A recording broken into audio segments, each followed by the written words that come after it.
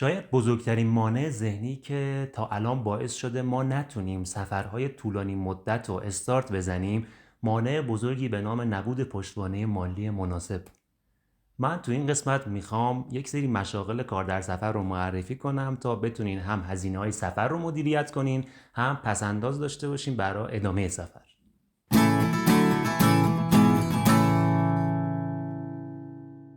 داوود نوری هستم، سایکل توریست و عاشق سفرهای ماجراجویانه. تو این قسمت میخوام در مورد کار در سفر صحبت کنم.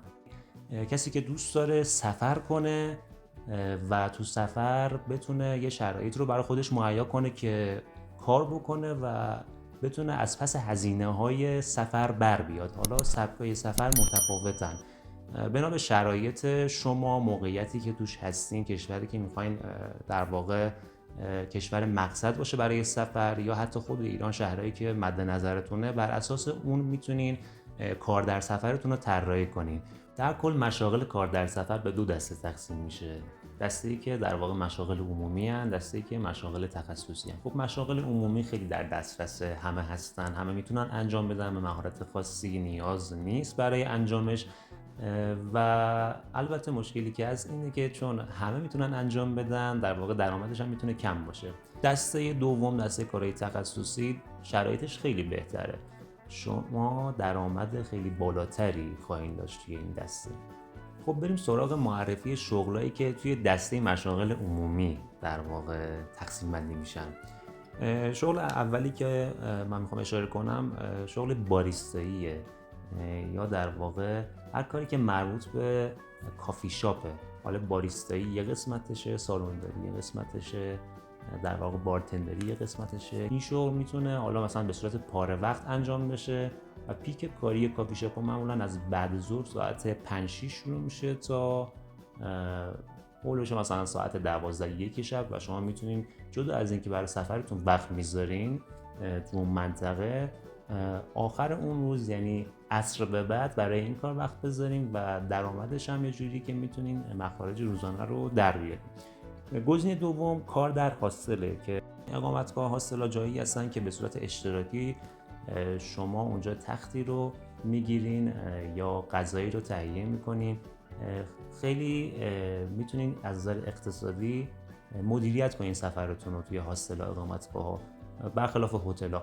و حتی شما میتونین که این پیشنهاد رو بدین که مدتی اونجا کار کنین یا چند روز اونجا کار کنین و در قبالش به شما تخت رایگان بدن یا اینکه غذای مجانی بگیرین. گزینه سوم پیشخدمتی رستوران. شما میتونید توی رستوران ها که عین کافی شاپ ها همه جا بالاخره پیدا میشه، رستوران های کوچیک، رستوران های بزرگ، بعضی وقتا حالا به یک سری نیروها نیاز دارن و حتما قرار نیست شما شف باشین یا آشپز باشین یا یک سری کارا رو به صورت حرفه‌ای در واقع یاد گرفته باشین.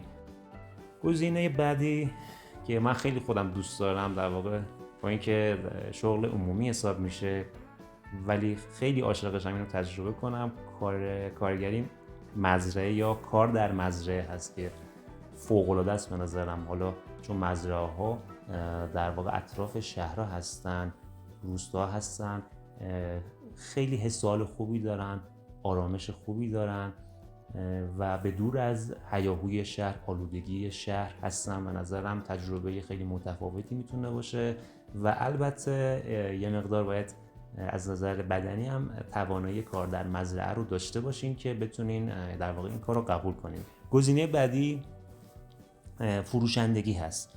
شما میتونید یک سری شهرها، یک سری کشورهایی که میرین با خودتون یک سری وسیله هایی رو ببرین اونجا، دستسازه هایی رو درست کنین یا حتی یک سری خوراکی هایی درست کنین اونجا و اینا رو بفروشین، به صورت در واقع سیار بفروشین. گزینه بعدی که در واقع همون فروشندگی حساب میشه، حالا یه مقدار متفاوته، دریپ شاپینگ اصطلاحاً. دریپ شاپینگ در واقع حالا به زبون خودمون دلالیه، ولی یه مقدار حالا میشه گفت با کلاستر و حرفه‌ای‌تر میتونین این کار رو انجام بدین.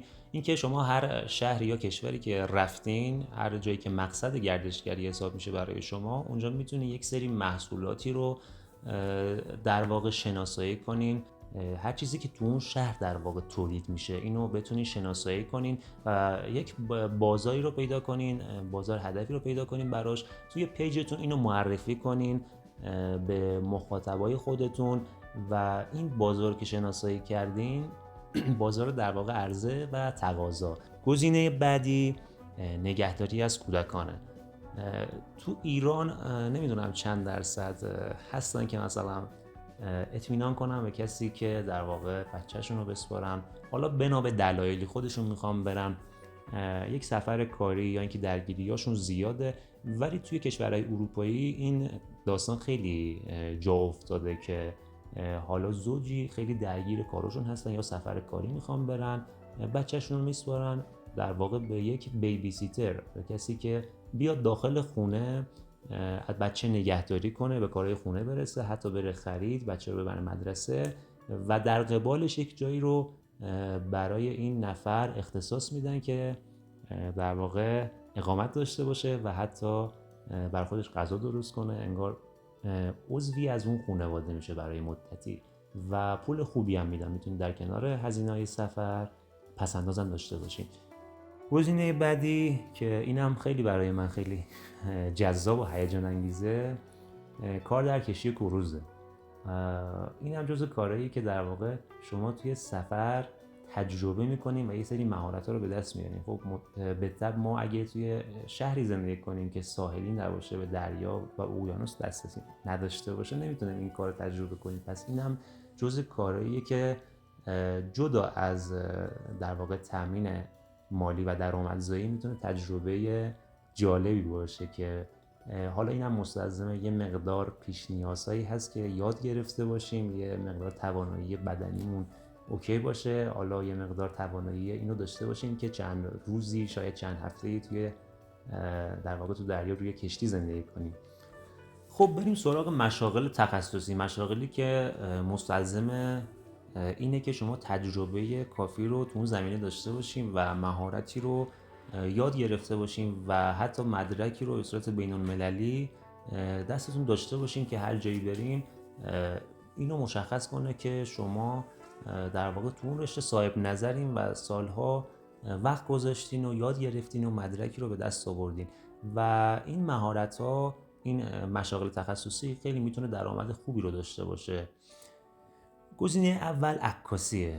شاید در وهله اول فکر کنید که مثلا عکسی رو میگیریم در واقع توی جاذبه‌های گردشگری شهرهای مختلف اون عکس رو میفروشیم، ولی اینجوری نیست. حالا جدا از این داستان که میتونه انجام بدین، شما باید حالا با یه سری سایت ها و یه سری مجلات در ارتباط باشین که بتونین عکساتون رو بفروشین. البته این نیازمند اینه که در واقع خیلی خلاقانه کار بکنی. حتی مثلا میتونید برای یه سری سایت های گردشگری در واقع عکاسی بکنید و حتی از هر یک عکس هزینه در واقع مناسبی رو بگیریم. گزینه دوم آموزش زبان انگلیسیه.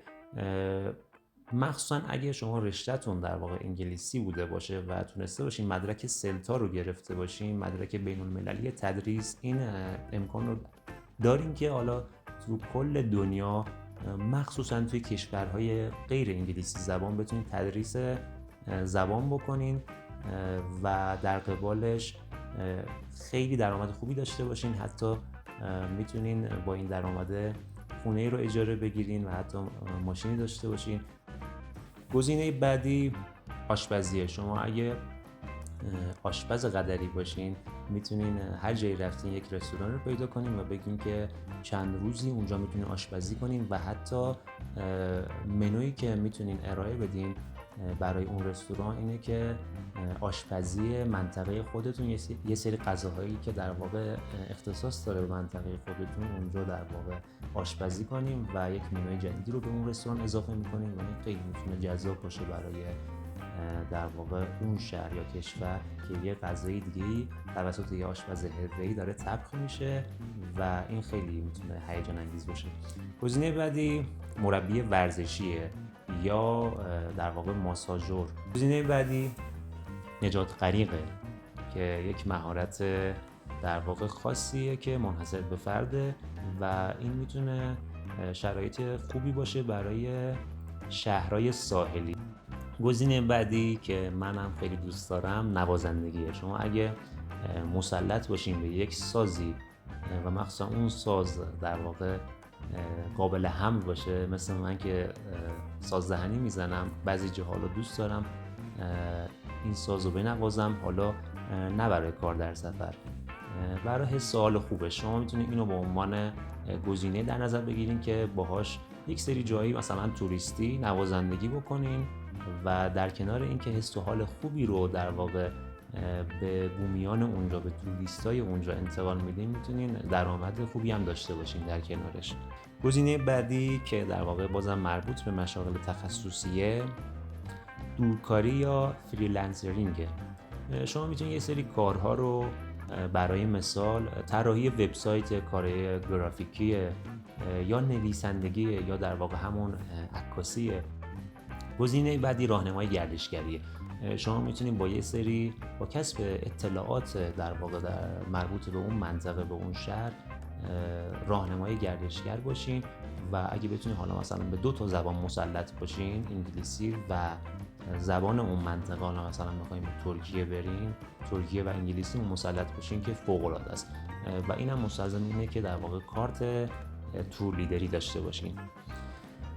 گزینه بعدی مستندسازیه. شما میتونین در کنار عکاسی تصویربرداری بکنین و مستند بسازین و اینو برای یه سری سایت‌های گردشگری یا حتی توی یک سری پلتفرم‌های مجازی اینو شیر کنین و بتونین درآمد خوبی از این طریق داشته باشین. خب تا اینجا من فکر کنم 20 تا مشاغل کار در سفر معرفی کردم که هم در واقع مشاغل تخصصی هن، هم مشاغل عمومی. کار دیگه ای که حالا به ذهن خود شما میرسه، من خوشحال میشم توی کامنت ها معرفی کنیم و خودمون استفاده کنیم. حالا دوستانی که خواستن کار در سفر انجام بدن، بنا به شرایط و موقعیتی که دارن، میتونن یکی از گزینه ها رو انتخاب کنن و انجام بدن، با خیال راحت مسیر خودشون رو ادامه بدن. یه چیز دیگه ای که میخواستم اضافه کنم اینه که من خودم هم کار در سفر دارم، به زودی رونمایی میکنم از کار در سفر خودم که در واقع به هیچ کدوم از این گزینه‌ای که گفتم مربوط نمیشه به صورت مستقیم، ولی حالا نزدیکه، به یکی دو تا گزینه نزدیکه. من به زودی کار در سفر خودم معرفی میکنم و خوشحال میشم که حتی از این کار کپی کنین شما، هیچ اشکالی نداره. من به زودی دوست دارم فیلم رو تهیه کنم، بذارم در مورد سایت ها و اپلیکیشن هایی که به ما کمک میکنن در پیدا کردن کاری که میخوایم دوست داریم تو سفر انجام بدیم.